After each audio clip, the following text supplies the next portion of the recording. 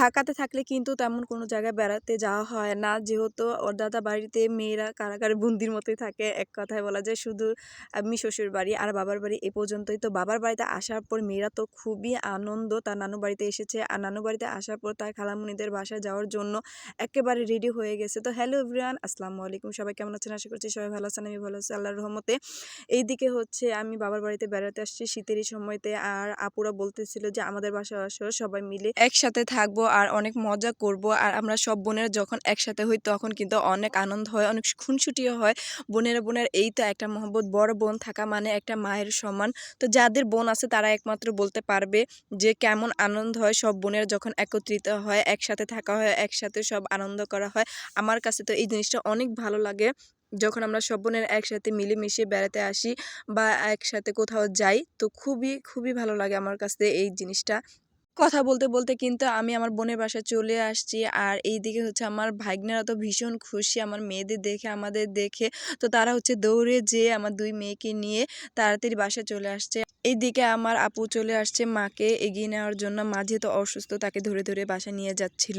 আমি ছোটবেলা থেকে দেখে এসেছি আমার মাকে। আমার মা হচ্ছে সবাইকে নিয়ে একসাথে আনন্দ করতে ভীষণ পছন্দ করে। এখন সে অসুস্থ, তারপরেও সে হচ্ছে সবাইকে ফোন করে বারবার আসতে বলবে বাসায়, যে সবাই আসো একসাথে সবাই আনন্দ করব। আর বাসায় যদি কোনো অনুষ্ঠান হয় তাহলে তো সবাইকে আগে থেকে ফোন করে বাসায় নিয়ে আসার জন্য বারবার বলবে যে সবাই একসাথে অনুষ্ঠানে থাকতে হবে। কারণ তার কাছে মনে হয় সবাই যদি না আসে তার ওই অনুষ্ঠানটা হয়তো বা ভালো হয় না বা তার কাছে শান্তি লাগে না আর কি। তো এই জিনিসটা আমার মায়ের ছোটবেলা থেকে দেখে আসছি, এখনো সে একই রকম আছে। তো যাই হোক, আল্লাহ আমার মাকে এই সবসময় একই রাখুক, এটাই চাই।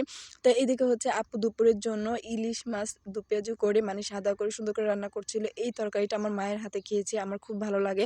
তা আপু বলছিল যে আজকে যেহেতু তুমি আসছো তো ইলিশ মাছ এইভাবে রান্না করে দিই, তুমি খেতে যেহেতু এত পছন্দ করো।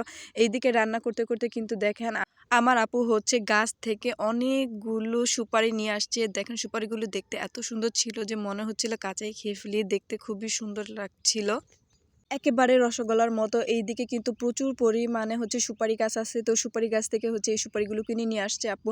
আর দেখেন আমার মেয়েরা তো ভীষণ খুশি। তার খালামণিদের বাসায় এসে ২ বোন ভীষণ খুশি। যখন আসফিয়া তার দাদার বাড়িতে থাকে তখন সারাক্ষণই বলতে থাকে তানাপুদের বাসায় দেবো, তানাপুদের বাসায় দেবো। তো ফাইনালি কিন্তু তার তানহাপুদের বাসায় চলে আসছে। আর তারা ২ বোন এই তো দোলনাতে বসে ভীষণ মজা করতেছিল। এই বাচ্চারা কিন্তু আনন্দ করতে আর মজা করতে ভীষণ পছন্দ করে, বড়রাও তার ব্যতিক্রম না। জীবনে কিন্তু হাসি খুশি থাকাটা খুবই দরকার। রোবটের মতো জীবন কোনো মানুষই চায় না। জীবনে হাসি কান্না সুখ দুঃখ সব মিলিয়ে কিন্তু একটা জীবন। আমার কাছে মনে হয় শুধু রোবটের মতো জীবন চালাবো এটা আমার কাছে একদমই পছন্দ না। খাওয়া দাওয়া শেষে কিন্তু আমরা বিকেলে চলে আসলাম একটু ছাদে। আর ছাদে এসে দেখি আপুদের ছাদ বাগানে খুব সুন্দর একটা ড্রাগন ফল গাছ হয়েছে। যদিও বা ছাদে তেমন কোনো গাছ নেই, বাট এই ড্রাগন ফল গাছটা খুব সুন্দর করে ডালাপালা ছেড়েছে, আমার কাছে খুবই ভালো লাগছিল। তো আজকে এই ভিডিওটা হচ্ছে এই পর্যন্তই। সবাই ভালো থাকবেন, সুস্থ থাকবেন। দেখা হবে নতুন কোনো ভিডিওতে। আল্লাহ হাফেজ।